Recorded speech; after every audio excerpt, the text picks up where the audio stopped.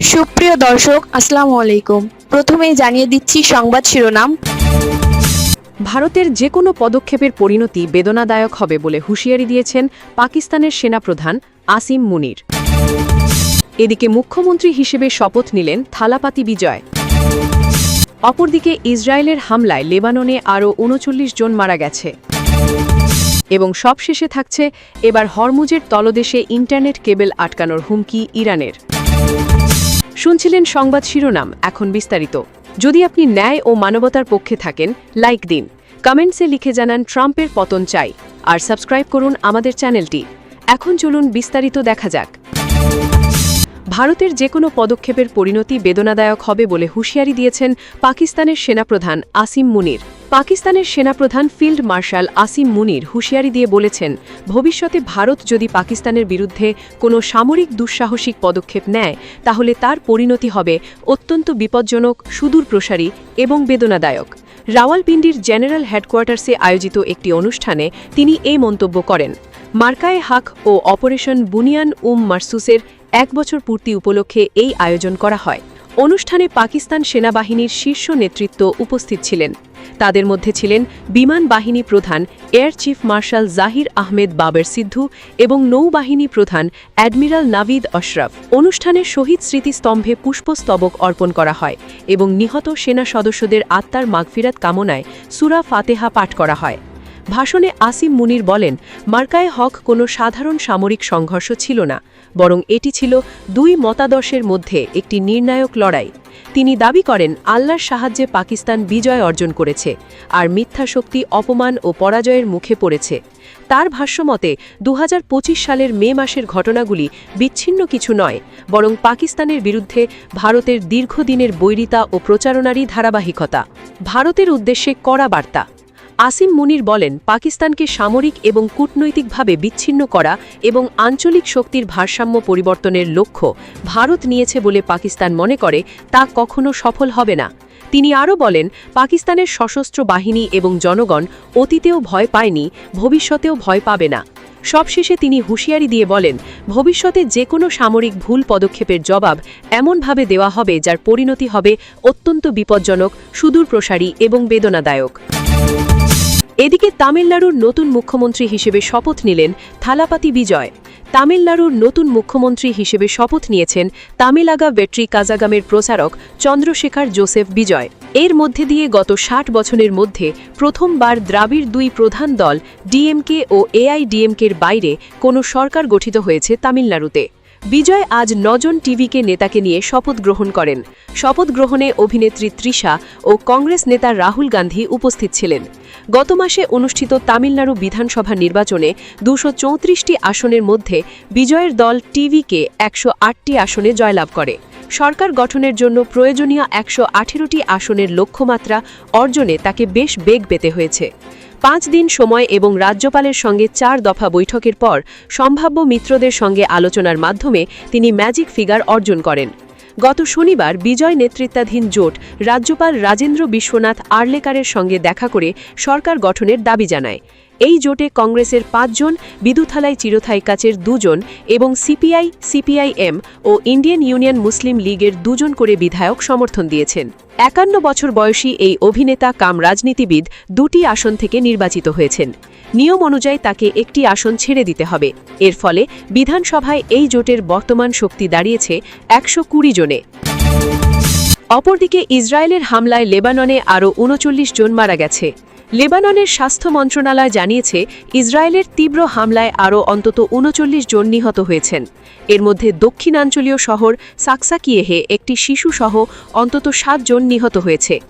Israeli প্রতিরক্ষা বাহিনী জানিয়েছে, তারা লেবাননের সশস্ত্র গোষ্ঠী হেজবুল্লাহকে লক্ষ্য করে হামলা করেছে এবং নিরীহ বেসামরিক মানুষের ক্ষতির খবর সম্পর্কে তারা অবগত। মার্কিন প্রেসিডেন্ট ডোনাল্ড ট্রাম্প গত 16 এপ্রিল ইসরায়েল ও লেবানন গভর্নমেন্টের মধ্যে একটি যুদ্ধবিরতি চুক্তির ঘোষণা দেওয়ার পরও ইসরায়েলি বাহিনী ও হেজবুল্লাহের মধ্যে পাল্টাপাল্টি হামলা অব্যাহত আছে। ইসরায়েলের বেশিরভাগ বিমান হামলা দক্ষিণ লেবাননে হয়েছে। দেশটির সামরিক বাহিনী বলছে, তারা হেজবুল্লাহ সঙ্গে সংশ্লিষ্ট কাঠামো এবং ব্যক্তিদের লক্ষ্যবস্তু করছে। হেজবুল্লাহ হল ইরান সমর্থিত একটি মিলিশিয়া এবং রাজনৈতিক দল। শনিবার লেবাননের রাষ্ট্রায়ত্ত সংবাদ সেবা এনএবএ ন্যাশনাল নিউজ এজেন্সি দেশটির সাকসাকিয়েহে সহ দক্ষিণাঞ্চলের বিভিন্ন স্থানে ইসরায়েলি হামলার খবর প্রকাশ করেছে। আইডিএফ জানিয়েছে তারা ওই এলাকায় সামরিক উদ্দেশ্যে ব্যবহৃত একটি স্থাপনার ভেতরে অবস্থানরত হেজবুল্লাহ যোদ্ধাদের লক্ষ্যবস্তু করেছে। হামলার আগে বেসামরিক মানুষের ক্ষতির ঝুঁকি যতটা সম্ভব কমানোর জন্য বিভিন্ন পদক্ষেপ নেওয়া হয়েছিল। এর মধ্যে ছিল নির্ভুল অস্ত্রের ব্যবহার এবং আকাশপথে পর্যবেক্ষণ। তারা আরও জানায় ঘটনাটির বিস্তারিত পর্যালোচনা করা হচ্ছে। লেবাননের স্বাস্থ্য মন্ত্রণালয় নবাতিয়েহে এলাকায় একটি মোটরবাইক লক্ষ্য করে চালানো আরেকটি ইসরায়েলি হামলায় একজন সিরিয়ান নাগরিক এবং তার 12 বছর বয়সী কন্যার আক্রান্ত হওয়ার খবর দিয়েছে। মন্ত্রণালয়ের ভাষ্যমতে প্রথম হামলার স্থান থেকে সরে যেতে সক্ষম হওয়ার পর ড্রোনটি দ্বিতীয়বার হামলা করে এবং এতে বাবা নিহত হন। এরপর ড্রোনটি তৃতীয়বার সরাসরি মেয়েটিকেও লক্ষ্যবস্তু করে হামলা করে। মেয়েটির অস্ত্রোপচার চলছিল বলে জানিয়েছে মন্ত্রণালয়। এদিকে হেজবুল্লাহ ড্রোন ব্যবহার করে উত্তর ইসরায়েলে হামলা করেছে। ইসরায়েলি সামরিক বাহিনীর দাবি এতে তাদের 3 জন সেনা আহত হয়েছেন। লেবাননের স্বাস্থ্য মন্ত্রণালয়ের তথ্য মতে গত এক সপ্তাহে দেশ জুড়ে ইসরায়েলের হামলায় নারী ও শিশুসহ 120 জনেরও বেশি মানুষ নিহত হয়েছেন। তবে মন্ত্রণালয় হেজবুল্লাহ যোদ্ধা এবং বেসামরিক নাগরিকদের আলাদা করে উল্লেখ করেননি। ইসরায়েলি সামরিক বাহিনী সীমান্তবর্তী লেবাননের একটি অংশ দখল করে রাখে। কর্মকর্তাদের ভাষ্যমতে তাদের লক্ষ্য হল এমন একটি হেজবুল্লাহ মুক্ত নিরাপত্তা অঞ্চল তৈরি করা যা ইসরায়েলের উত্তরের জনপদগুলিকে সুরক্ষা দেবে। এসব এলাকায় পুরো গ্রাম ধ্বংস হয়ে গেছে, যা গাজায় ইসরায়েলি বাহিনীর ব্যবহৃত কৌশলের সঙ্গে মিল রাখে। মানবাধিকার সংস্থাগুলি বলছে কিছু ঘটনা যুদ্ধাপরাধের শামিল হতে পারে। অন্যদিকে হেজবুল্লাহ রকেট ও ড্রোন ব্যবহার করে লেবাননে অবস্থিত ইসরায়েলি সেনা এবং উত্তর ইসরায়েলকে লক্ষ্য করে হামলা চালিয়ে যাচ্ছে। গোষ্ঠীটি জানিয়েছে ইসরায়েলের ক্রমাগত হামলার জবাবে তারা শনিবার উত্তর ইসরায়েলে ড্রোন হামলা করেছে। ইসরায়েলি সামরিক বাহিনী জানিয়েছে তারা উত্তর সীমান্তের কাছে হেজবুল্লাহ সন্ত্রাস বাহিনীর পাঠানো একটি বিস্ফোরকবাহী ড্রোন শনাক্ত করেছে। তাদের দাবি ওই হামলায় 3 জন রিজার্ভ সেনা আহত হয়েছেন, যার মধ্যে একজনের অবস্থা গুরুতর। ইসরায়েল ও হেজবুল্লাহ 2024 সালের নভেম্বরে একটি যুদ্ধবিরতি চুক্তিতে সম্মত হয়, যার আগের সংঘর্ষের সমাপ্তি ঘটেছিল। তবে এরপরও ইসরায়েল প্রায় প্রতিদিন হেজবুল্লাহ সংশ্লিষ্ট বলে দাবি করা লক্ষ্যবস্তু ও ব্যক্তিদের ওপর হামলা চালিয়ে যাচ্ছে। 28 ফেব্রুয়ারি যুক্তরাষ্ট্র ও ইসরায়েল ইরানে হামলা করে দেশটির সর্বোচ্চ নেতাকে হত্যা করার পর 2 মার্চ প্রতিশোধ হিসেবে হেজবুল্লাহ ইসরায়েলের দিকে রকেট ও ড্রোন হামলা চালায়। এর প্রতিশোধে ইসরায়েল লেবাননে ব্যাপক বিমান হামলা শুরু করে। মার্চের শুরুতে ইসরায়েলি বাহিনী আবার দক্ষিণ লেবাননে প্রবেশ করে, যেখানে তারা গ্রাম ধ্বংস করেছে এবং এখনও লেবাননের ভূখণ্ডের প্রায় 10 কিলোমিটার এলাকা তারা দখল করে রেখেছে। লেবাননের স্বাস্থ্য মন্ত্রণালয়ের তথ্যমতে 2 মার্চ থেকে এখনও পর্যন্ত লেবাননে মোট 2795 জন নিহত হয়েছেন। ইসরায়েলি কর্তৃপক্ষের জানিয়েছেন দক্ষিণ লেবাননের 17 জন সেনা এবং একজন বেসামরিক নিহত হয়েছেন। এছাড়া নর্থ ইসরায়েলে আরও 2 জন বেসামরিক নিহত হয়েছেন। এবার হরমুজের তলদেশে ইন্টারনেট কেবল আটকানোর হুমকি ইরানের। কৌশলগত হরমুজ প্রণালীর মধ্যে দিয়ে যাওয়া সমুদ্র তলদেশের সাবমেরিন কেবলের থেকে রাজস্ব আয়ের বিষয়টি নিয়ে আলোচনা করছে ইরানের ইসলামী বিপ্লবী গার্ড আইআরসিজি। এই জলপথটি শুধু জ্বালানি ও বাণিজ্য জাহাজ চলাচলের প্রতিবন্ধকতা হিসেবেই নয়, বরং একটি ডিজিটাল চাপ প্রয়োগের কেন্দ্রবিন্দু হিসেবে তুলে ধরেছে আইআরসিজি সংশ্লিষ্ট গণমাধ্যম। বার্তা সংস্থা তাসনিম হরমুজ প্রণালীর ইন্টারনেট কেবল থেকে রাজস্ব আয়ের 3টি বাস্তব পদক্ষেপ শীর্ষক একটি প্রবন্ধে প্রকাশ করেছে, যেখানে উল্লেখ করা হয়েছে প্রণালীটির মধ্যে দিয়ে যাওয়া ডুবোজো ফাইবার অপটিক কেবলগুলোর মাধ্যমে প্রতিদিন $10 ট্রিলিয়নেরও বেশি আর্থিক লেনদেন হয়ে থাকে। কিন্তু সংস্থাটি বলেছে প্রণালীটি সম্পর্কে তাদের তথাকথিত গতানুগতিক দৃষ্টিভঙ্গির কারণে ইরান এই গুরুত্বপূর্ণ যোগাযোগ কাঠামোর অর্থনৈতিক ও সার্বভৌম বিষয় থেকে বঞ্চিত হয়েছে। ইরানি সংবাদ মাধ্যমটি বলছে ইসলামী প্রজাতন্ত্রকে 3টি পদক্ষেপ নেওয়া উচিত। এর মধ্যে একটি হল বিদেশি কোম্পানিগুলোর কাছ থেকে প্রাথমিক লাইসেন্সিং ও বার্ষিক নবায়ন ফি আদায় করা, দ্বিতীয়টি টেক জায়ান্ট মেটা, অ্যামাজন ও মাইক্রোসফটের মতো প্রধান প্রযুক্তি কোম্পানিগুলোকে ইরানি আইন অনুযায়ী কাজ করতে বাধ্য করা, এবং সবশেষটি হল সাবমেরিন কেবলগুলোর ম্যানেজমেন্ট, মেরামত ও রক্ষণাবেক্ষণের দায়িত্ব একচেটিয়াভাবে ইরানি কোম্পানিগুলোকে দেওয়া হবে।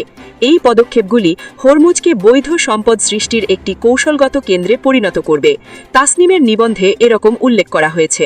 আইআরসিজি সংশ্লিষ্ট আরেকটি সংবাদ মাধ্যম ফার্স সামাজিক যোগাযোগ মাধ্যম এক্সে একই রকম হুমকি দিয়ে ইরানকে হরমুজের একটি লুকানো মহাসড়কের শাসক হিসেবে বর্ণনা করেছে। পোস্টে বলা হয় 99%-এরও বেশি আন্তর্জাতিক ইন্টারনেট যোগাযোগ সমুদ্রের তলদেশের কেবলের মাধ্যমে পরিচালিত হয় এবং এগুলোকে গুগল, মেটা ও মাইক্রোসফটের মতো গ্লোবাল প্রযুক্তি কোম্পানির মেরুদণ্ড বর্ণনা করা হয়েছে। ফার্স আরও জানায়, মাত্র কয়েকদিনের জন্য কেবলগুলিতে বিঘ্ন ঘটলে আঞ্চলিক ও বৈশ্বিক অর্থনীতিতে কয়েক কোটি থেকে কয়েকশো কোটি ডলারের ক্ষতি হতে পারে। এই কমিউনিকেশন পথের একটি গুরুত্বপূর্ণ অংশ হরমুজ প্রণালীর মধ্যে দিয়ে গেছে। এছাড়াও দাবি করা হয়েছে, কেবলগুলো আইনগতভাবে এমন একটি এলাকার মধ্যে রয়েছে যেখানে ইরান সার্বভৌমত্ব প্রয়োগ করতে পারে এবং ট্রানজিট যাতায়াতের অধিকার সেই কর্তৃত্বকে খর্ব করে না। প্রণালীটি পরিচালনার জন্য প্রস্তাবিত মডেলে সমুদ্রের তলদেশের কেবলের মাধ্যমে তথ্য আদান প্রদানের জন্য অনুমতিপত্র ও টোল দেওয়া বাধ্যতামূলক হওয়া উচিত বলে বার্তা সংস্থাটি জানায়। বিদেশি কোম্পানিগুলোকে ইরানের এই নিয়মকানুনেই মেনে চলতে হবে। এছাড়াও কেবলগুলোর ব্যবস্থাপনা, মেরামত ও রক্ষণাবেক্ষণের দায়িত্ব একচেটিয়াভাবে ইরানি কোম্পানিগুলোকে দেওয়া যেতে পারে, যা হরমুজকে ইরানের অন্যতম ডিজিটাল ক্ষমতার চালিকা শক্তিতে পরিণত করবে। এই মন্তব্যগুলো এসেছে গত এপ্রিলে তাসনিমে প্রকাশিত এক প্রতিবেদনের পর। সেই প্রতিবেদনে পারস্য উপসাগর অঞ্চলের সমুদ্রের নিচের ইন্টারনেট ক্যাবল ও ক্লাউড অবকাঠামোর মানচিত্র দেখানো হয়েছিল, যেখানে সংযুক্ত আরব আমিরাত, কাতার, বাহরাইন, কুয়েত ও সৌদি আরবের ইন্টারনেট সংযোগ রুটও ছিল। ওই প্রতিবেদনে বলা হয়, পারস্য উপসাগরের দক্ষিণের দেশগুলো ইরানের তুলনায় সমুদ্রের নিচের ইন্টারনেট ক্যাবলের ওপর বেশি নির্ভরশীল। তাই অবতরণ কেন্দ্র, ডেটা হাব ও ক্লাউড অবকাঠামো এই সংঘাতের গুরুত্বপূর্ণ কৌশলগত লক্ষ্যবস্তু হয়ে উঠতে পারে।